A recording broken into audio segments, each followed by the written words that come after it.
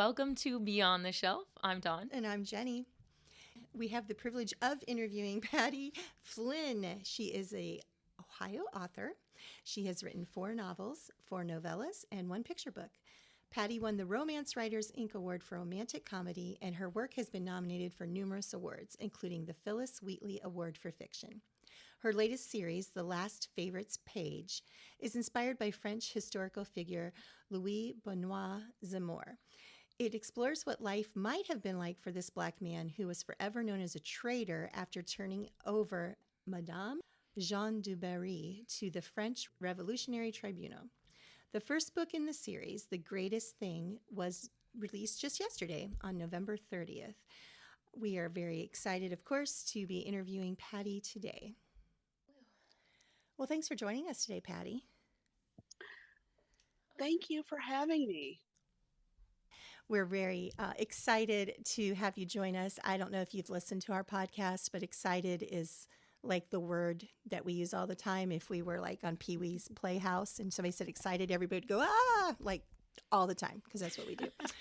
But we are happy that you are here to join us and talk about your new book that would have just been released yesterday, November 30th. Go ahead and tell us whatever you'd like to about yourself, about your book, and then we'll have some questions for you too. Okay, I'll tell you a little bit about myself. So I have been writing for a very long time, but I used to write romance.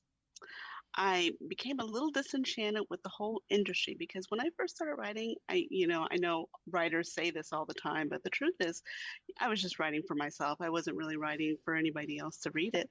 And so when I decided to get published, I ran into a lot of roadblocks. I got a lot of negative reviews. And everybody tells you you'll get those, but it really doesn't mean anything until you actually get one. And, and then you kind of feel that sense of, oh my God, they don't like what I write. And so, but I kept going for a while, and I was working with some small presses. And I was writing my romance and enjoying it for a while, but at some point I became a little disenchanted. I stopped writing. And just before the pandemic, I realized that writing it's not just something that I like to do. It's actually something that I have to do. It's for my mental health. And when we were during that pandemic, I had to go back to doing what I love to do and what I know helps me. And then I found my love for writing again, and I completely switched my genre. So now I'm a historical fiction novelist, and my new book has dropped November 30th, and I'm very excited about it. Great. So what made you make that transition from romance to historical? Well, the interesting thing is I was on Pinterest. I was browsing, and I was looking for something to put on my wall in my condo. And I came across this portrait of this man who lived in 18th century France. And it was a shock to me because I had no idea that there were Black people in 18th century France, let alone that there was a Black man who lived at the Palace of Versailles. And so I was fascinated by that. And I started looking him up. I just felt like this story needs to be told. It was so fascinating about this man who worked for the mistress of King Louis XV as her page. And later years down the road, he would be the man who actually turned her into the Revolutionary Tribunal. And from then on, for the rest of time, he's been known as the traitor. And I thought, my God, there's a story here that nobody's telling. Nobody's talking about this story. There's got to be a story. And so the interesting thing I tell people, I didn't actually decide to be a historical fiction novelist. I decided I wanted to write a biographical fiction about this man who just happens to have lived during the 18th century in France. So I just kind of fell into writing historical fiction. So for researching this book, were you able to fly to France to get real good research? I've been wanting to go to France for my whole life, and this gave me just the excuse that I needed to actually take that trip. So I went for the first time last fall. Awesome. And I got to visit some of the places that I wanted to visit for my book, not all of them, but some of them. Mostly what I did was I ate croissants and I And cheese? drank a lot of coffee. And I did a lot of sightseeing and I just soaked up France. It was so beautiful. You know, I've got another book coming out soon, so of course I need to go again Oh, For research purposes, yes. yes. for research. I'm pretty, you can take that off on your taxes then, I'm sure. You know what? I am considering that. I get a little nervous about, taxes, but it is for my work. It I mean, is. it's legit. I agree. Every croissant, that's a little mark on your taxes. Do you find with writing about historical figures, people who actually existed, that there are any like rules or ethics of that you follow? Yes, so I when I first started writing this, I didn't expect the concern and the worry that would come with it. But I've only ever written fiction, and I never had to deal with the ethical considerations of writing about people who actually existed, and knowing that they could conceivably have family members that are still alive, and thinking about being honestly, it sounds silly, but being haunted by these people because I'm just slightly superstitious. So I'm like, somebody is going to come to me in my sleep and not be happy with what I'm doing. But my intent behind the story is to shed light on a subject and a person who's never seen the light of day. And I think that's more important than my concerns in that I'm trying to approach everything with respect. Hmm.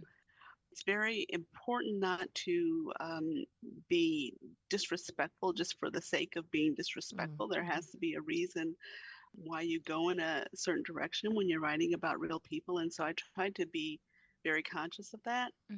And I tried to treat everyone with the respect that I would want to be treated with, Hmm.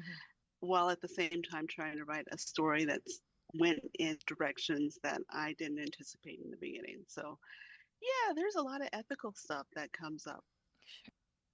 When I first started writing this historical fiction, I thought I had to stick completely true to the facts. And then I started doing a lot of reading of other people who wrote historical fiction just to hear how they dealt with these concerns.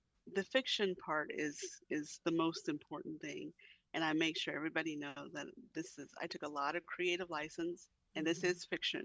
Hmm. But in order to tell a story that's compelling, sometimes you really do have to go off the grid a little bit. You can't Hmm. stick to historical facts. And at the end of the day, if the story brings people to want to research the history, I think that's Mhm. a win. I think if the story is interesting enough to make somebody say, I want to look this up and find out if that's true, even if they find out that I made some stuff up and want to, give me grief about it, at least they're researching the story and at least they're learning about something that they might not have otherwise. Yeah.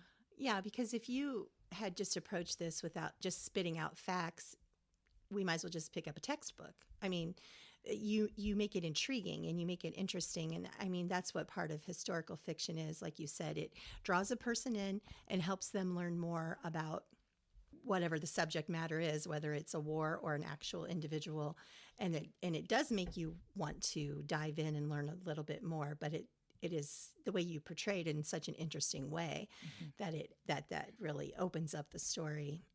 I hope I've done that. Mhm. Well, I haven't finished it yet, but I have Mhm. started it. And I think that just, let our listeners know that this was not an easy book to read. This young man went through some horrible things. Hmm. And so I would say there may be potential trigger warnings for some people, but I Yes, do think that it was a good story to tell. I do think that you still did it respectfully, but yeah, it wasn't easy, and I'm sure it wasn't easy for you to write either. I'm sure some that of the is true. scenes in that book were very difficult to write. Absolutely. And I didn't want to go into too much detail. I Hmm. didn't think that was necessary, but anytime you're talking about any form of childhood abuse, Hmm. it is traumatic Hmm. and it's difficult to write. and you have to get yourself out of that headspace. But I felt it was important to set that foundation because it's his character and who he became and who he and how he lived his life and what he did. It had to come from someplace. And I think it's important for people to understand that trauma begets trauma begets trauma. Mhm. Absolutely. Mm. You go through some very difficult things when you're a child and they shape who you are.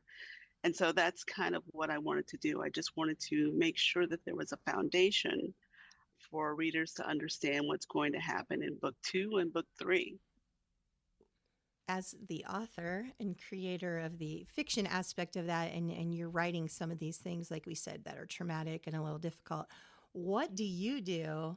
Like once you step away from your computer or typewriter or however you write it, what do you do to decompress and kind of get that headspace back into like, okay, I can go pet my dog or whatever Hmm. and not be totally overwhelmed by it? I do a lot of baking. Oh, okay. That's not necessarily a good thing because I live alone. Yeah, I bake and eat. I have this strange hobby. I actually have always loved to read cookbooks since I've been fascinated by all of France, since I'm a Francophile. Been researching French recipes, and when I was in France, I took a course at Le Cordon Bleu. So came back and tried to recreate those croissants. I could not. But but just the trying of it and getting out of my head, Mhm. it's more than worth the effort because sometimes just getting yourself all involved in something like that, it can really it's like a palate cleanser in Mhm. a respect. Everything I'm talking about is related to food. I'm sorry. That's okay. We both just had lunch, so we're We're okay. set. We're set. So you had written some romance, and then you have some novellas and things that are also historical fiction. I actually have Veronique's Journey here. Ah, So the main character there, Veronique, she ends up at the same place that the main character from The Greatest Thing is. So they're kind of tied together. Do you intend for this one or for it to sort of be a standalone, or is it like prequel, or how does that work? so yeah, so I wrote the 3 books in the series, The Last Favorites page, and then I decided to write some introductory books just to get, Okay. well, one introductory book actually. And I wrote Veronique's Journey just to introduce people to this character that's a part of his life. Mm. Wrote that as a novella. It was meant to be a standalone. I started getting a lot of feedback from people saying, "You can't end the story here." And it kind of threw me for a loop because that was published in September of 2022. I was planning to immediately going into revising The Greatest Thing. But then I decided to write a follow up. So there's another book called Veronique's Moon Hmm. that is a follow up to that one. And so it kind of accidentally became like a series. They are sort of a prequel, I want to say a parallel story Hmm. to The Greatest Thing, because his story actually starts earlier because it starts when he's a child. She will meet him when they're both adults. Okay. So they're kind of like a parallel story and they overlap in a sense. So you Hmm. will run into Veronique later in The Greatest Thing. Yeah, I won't say too much about that, but yes. Don't want to give too much away. Sure. You're joining us on our December podcast.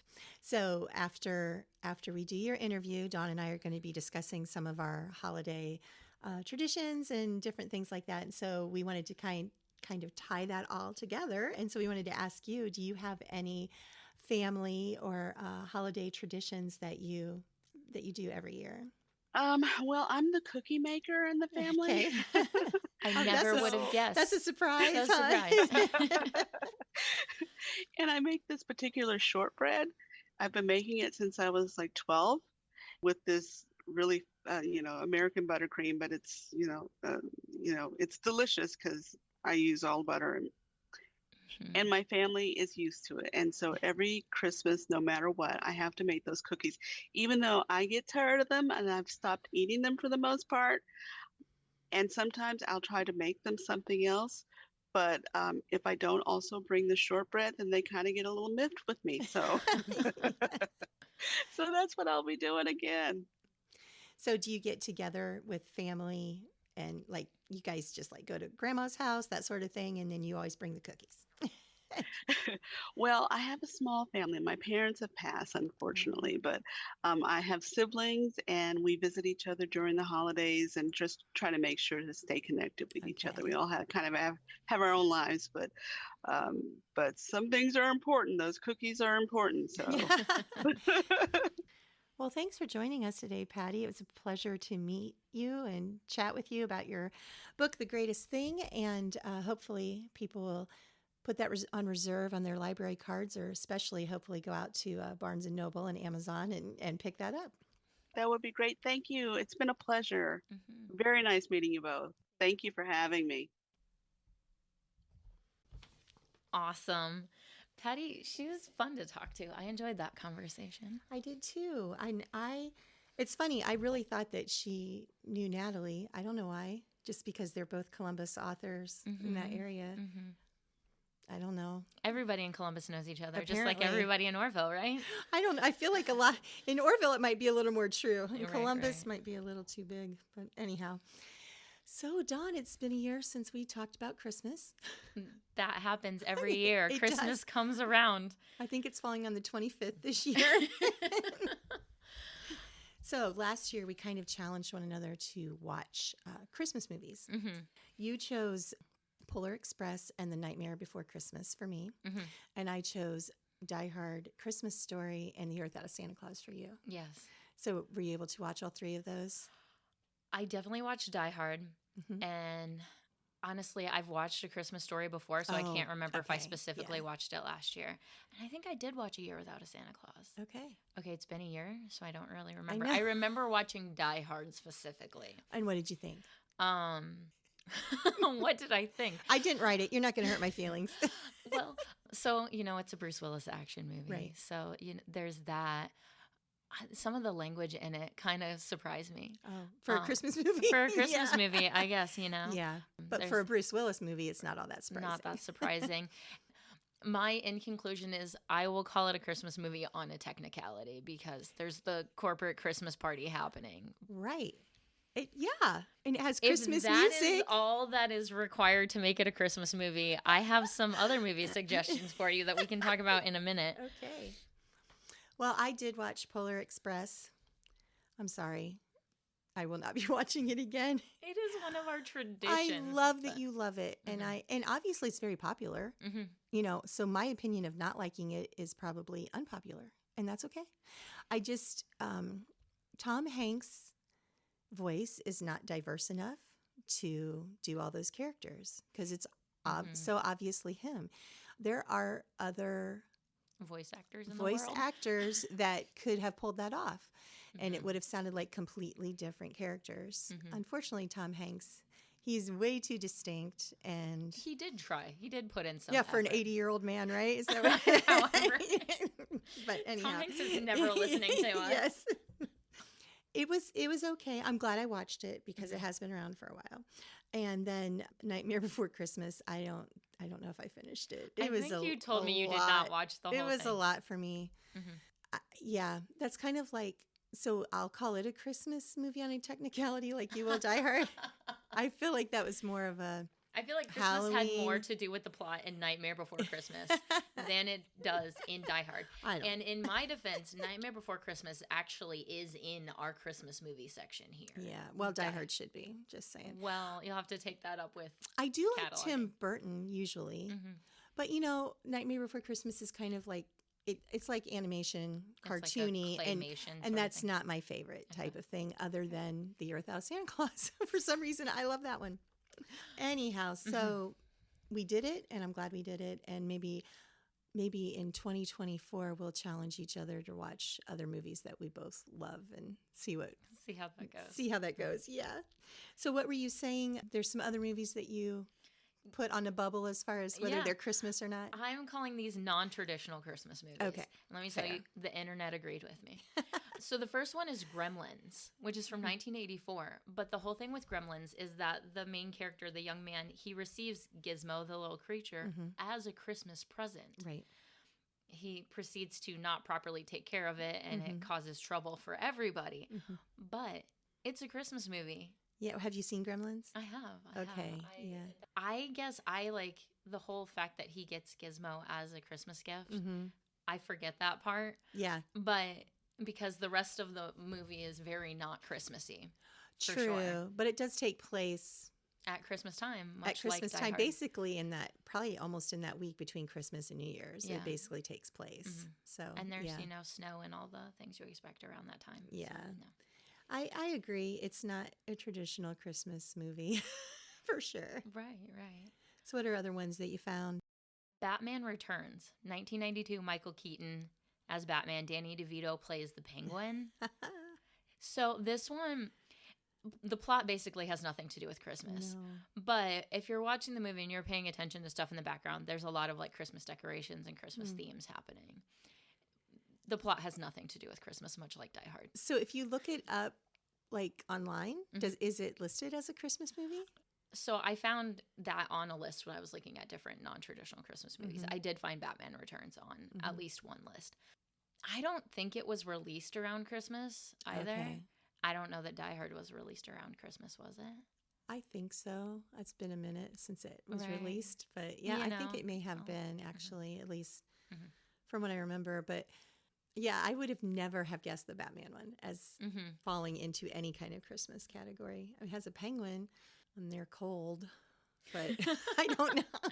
And maybe that's why they had it seem like it was set at Christmas time. Yeah, with the Christmas so he could decorations. survive. So the penguin could obviously, Yeah. the penguin's at only home. the villain in winter. Otherwise, Right. you yeah. know, I was going to say hibernating, but I don't think penguins hibernate They in the moved summer. to Madagascar, I guess. or whatever. Yeah. So the last one that I have, this movie is exactly as old as well, not exactly, but almost the same age as me. Lethal Weapon. Mel Gibson and Danny Glover. So this movie actually was released in like March of 1987, but Christmas has a lot to do with various for things sure. that happen in the movie. Like there's the opening scene is at like a Christmas tree vendor place. Yeah. And I think towards the end of the movie, Mel Gibson's character goes to have Christmas with Danny Glover's family. Yeah. So, Christmas movie. It is. And I feel like Lethal Weapon very much follows a lot of the lines of Die Hard. Sure. And Lethal Weapon is one of the ones that we would probably watch around the Christmas season. It is for sure. Your family has an interesting concept of Christmas movies. We, I don't know if it's my family or just me. But yeah, and I like Lethal Weapon a lot. And it definitely does take place during the holidays. Like you said, there's a lot of Christmassy type There's of things. even a in the whole background. character redemption arc in there for Mel Gibson's character. So Yeah. there you Yep. go. Yeah. It's heartwarming. It is. It is. It's a little bloody, but heartwarming. So also, as Dawn was doing some research, she looked up some lesser-known Christmas books. And this is one I have not read by Agatha Christie, Hercule Poirot's Christmas. It was published in 1938. So a little bit before I was born, but not much before Tom Hanks was born.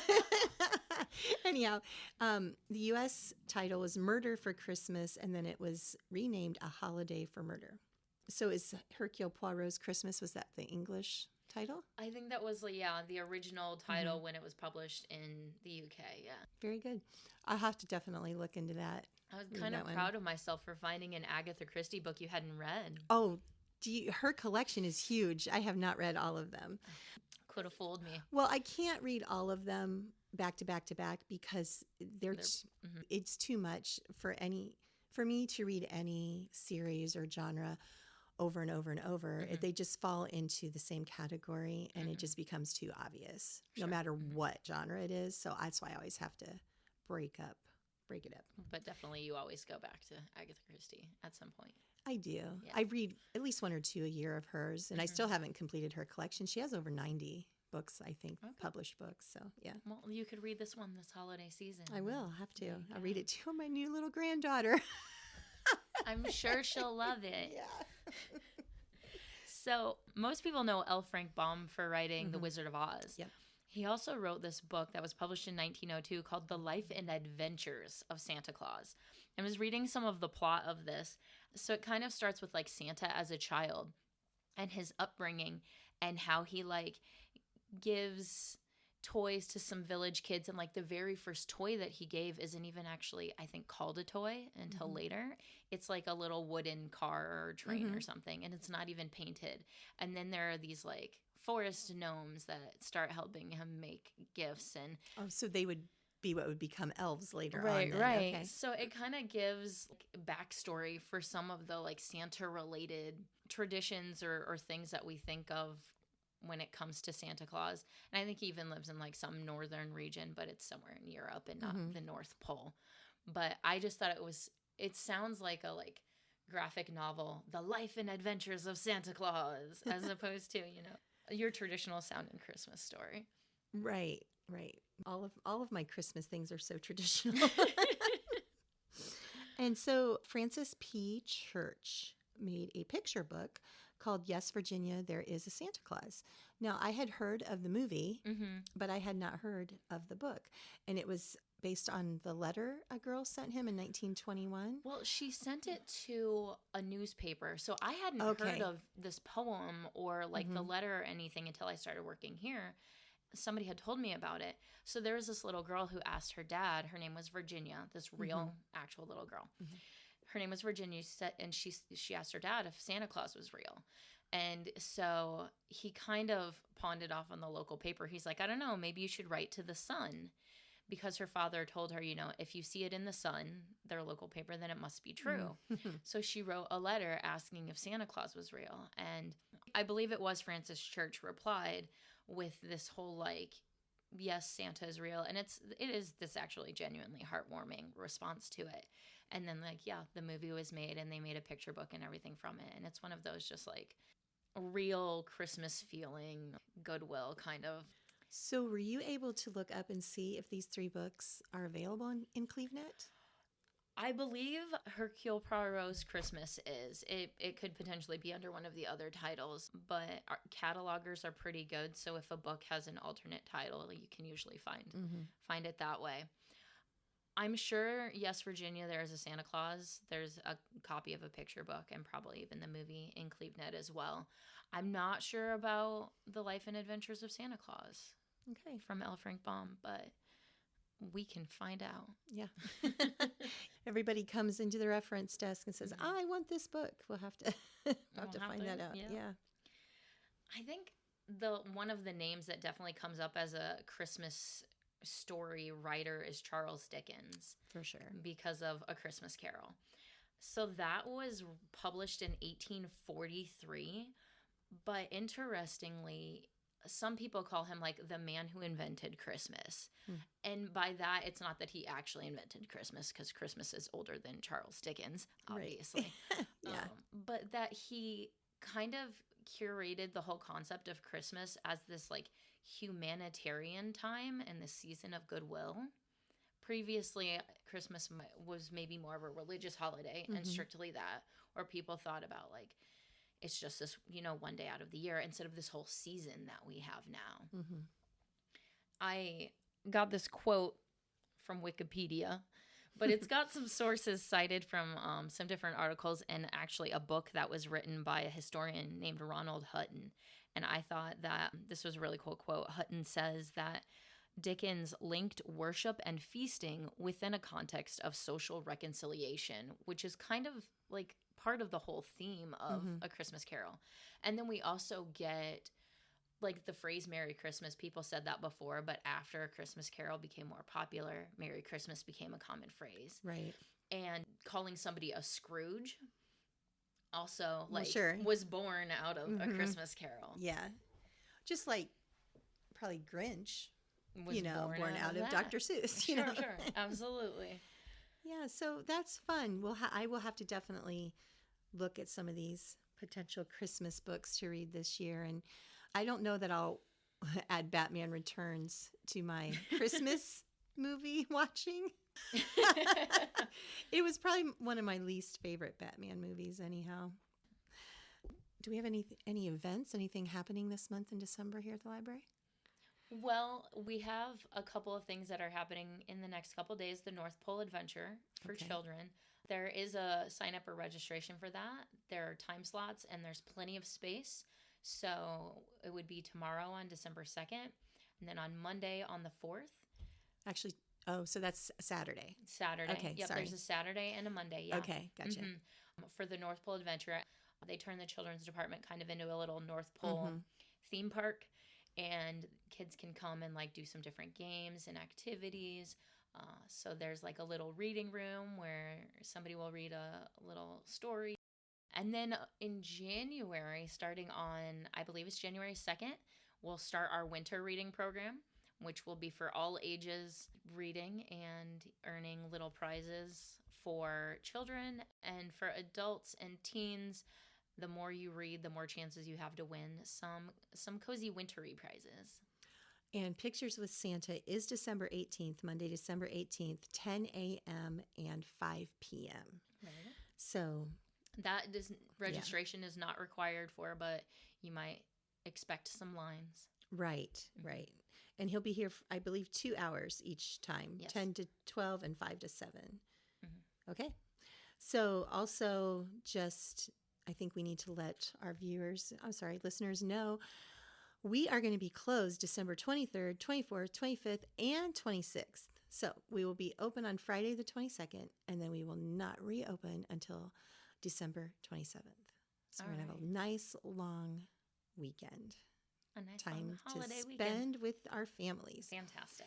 And then the following weekend, which will be New Year's, we will be closed on that Saturday the 30th, and then we will be closed on New Year's Day, which is Monday, but we will reopen on the 2nd. Which is when the winter reading program starts. Well, there you go. Awesome. Perfect. And then also registration will begin for story times on January 2nd also. Sure, yeah. We don't have a book club in December. Do you have coffee and crafts though? We do. For our December coffee and crafts, we're going to be making little bows out of ribbon. They're not your traditional ribbon bows. It's a little bit different. It's something that you could make as like an accessory, like a brooch, or you could make to put on some gifts. Oh, and December 9th, there's going to be the gingerbread houses. Yeah. With the children's department. Yep. And the reindeer games. We have December is a big time for, those holiday children's programs. It is. So I just suggest checking out the library calendar and seeing what we have going on throughout December for kids. Okay. Right. Well, thanks everybody for listening in on our December /holiday /interview with Patti Flinn podcast. And we will see you next year, 2024. Happy holidays.